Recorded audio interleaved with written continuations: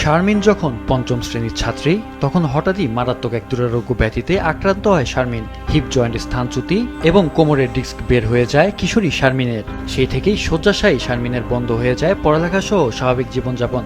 ভবিষ্যৎ বলতে তরুণী শারমিনের এখন একমাত্র চাওয়া একটু সুচিকিৎসা এবং কখনো আবার নিজের পায়ে দাঁড়ানোর অসম্ভব এক স্বপ্ন।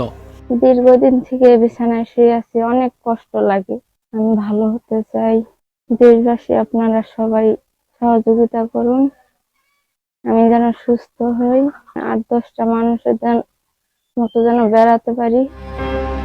পঞ্চগড়ের বোদা উপজেলার মারেয়া বামনহাট ইউনিয়নের ১২ পাটিয়া গ্রামে শারমিনের বসবাস। শারমিনের ভ্যান চালক বাবার জন্য ৫ সদস্যের সংসার চালানোই এক কঠিন পরীক্ষা। সেই পরীক্ষায় গত ১০ বছর থেকে যোগ হয়েছে শারমিনের জটিল চিকিৎসার ব্যয়বহন। সেই কাজটি করতে গিয়ে পুরো পরিবার চরম অর্থ সংকট ও ঋণের দায়ে জর্জরিত। এই মেয়ে অসুস্থ হওয়ার পর থেকে আমার বাকি ছেলে মেয়েদেরও লেখাপড়া বন্ধ হয়ে গেছে এই মেয়েটার কারণে। এই মেয়েটার পিছনে আমি বহু টাকা ফুরাইছি আজকে ৯ বছর যাবে। এখন আমি অসহায় হয়ে গেছি। এখন আমার কাছে আর কোনো উপায় নেই। নিরুপায় হয়ে সকল দেশবাসীর কাছে হাত বাড়াইছি। রোগ শনাক্ত হয়েছে দীর্ঘ ১০ বছর আগে। প্রয়োজনীয় অস্ত্রোপচারই যার একমাত্র চিকিৎসা। সেখানে শারমিন পেয়েছে কেবল ব্যথা কমানো ও টিকে থাকার নামমাত্র পথ্য। বয়স যত বাড়ছে রোগের জটিলতাও, আর সেই সাথে প্রতিনিয়ত ঘটছে শারীরিক অবস্থার অবনতি। মেয়েটার নতুন জীবন যে ফিরে পায়, অনেক দিন থেকে মেয়েটা অসুস্থ হয়ে আছে। এখন আমরা বাবা মা হয়ে কিছুই করতে পারতেছি না মেয়েটার জন্য। ১২ পাটিয়া গ্রামের মানুষ পাশে দাঁড়িয়েছে শারমিনের। চিকিৎসার জন্য সংগ্রহ করেছেন টাকা, সঞ্চয় হয়েছে লাখখানেক। তবে পূর্ণাঙ্গ চিকিৎসার জন্য প্রয়োজন আরো অর্থ। যে টাকা পয়সা সবকিছু ক্লিয়ার করে দিছে, কিচ্ছু নাই। এখন জমি জায়গাও নাই, একটা তো মুরগি আছে, মুরগিও নাই, সব বেচা কিনি করে শেষ করে দিয়েছে। এখন মনে করো পথের ভিখারি হয়ে গেছে। রোগটা কিন্তু অত জটিল না যে ভালো হবে না, তবে এক ভালো ডাক্তার সুচিকিৎসা হলেই মেয়েটা কিন্তু সুস্থ হয়ে যাবে।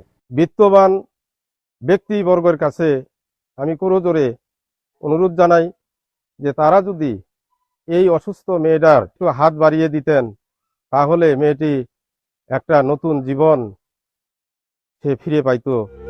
সবাইকে মানবিক সহায়তার আহ্বান জানিয়ে উপজেলা নির্বাহী কর্মকর্তা বলেন, প্রশাসনের পক্ষ থেকেও আর্থিক সহযোগিতা করা হবে। তার পরিবারের পক্ষ থেকে আসলে এই বিশাল ব্যয়ভার বহন করা খুব কঠিন।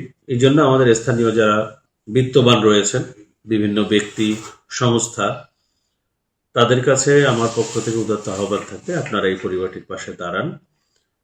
একটি সম্ভাবনাময় তরুণী, হয়তো তিনি সুস্থ হয়ে দেশ ও জাতির জন্য অবদান রাখতে পারবেন। স্থানীয় সুধীজনদের প্রত্যাশা, একতাই বল এই প্রবাদ বাস্তব রূপ নেবে শারমিনের জীবনে। সবার একান্ত উদ্যোগে আবারও সুস্থ স্বাভাবিক জীবনে ফিরে আসবে শারমিন। মাহফুজুল হাসান, মাছরাঙা নিউজ ডেস্ক।